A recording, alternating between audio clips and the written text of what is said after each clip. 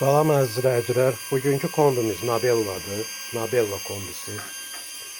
Hal-hazırda profilaktik baxım keçiririk. Fan motorunu söküb yuyacağıq. Fan motoru buradadır. Sökmüşük, yumağa və yağlanmağa vermişik. Hal-hazırda profilaktika gedir. Kombi zbor yuyuldu və hal-hazırda havası vurulur.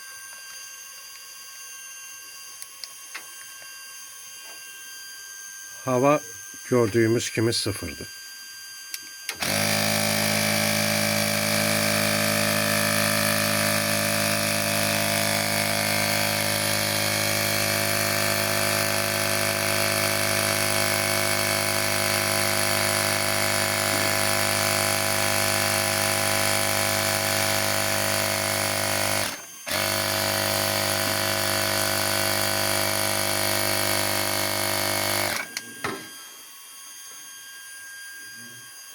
Kombiye hava vurduktan sonra işimizi devam edirik.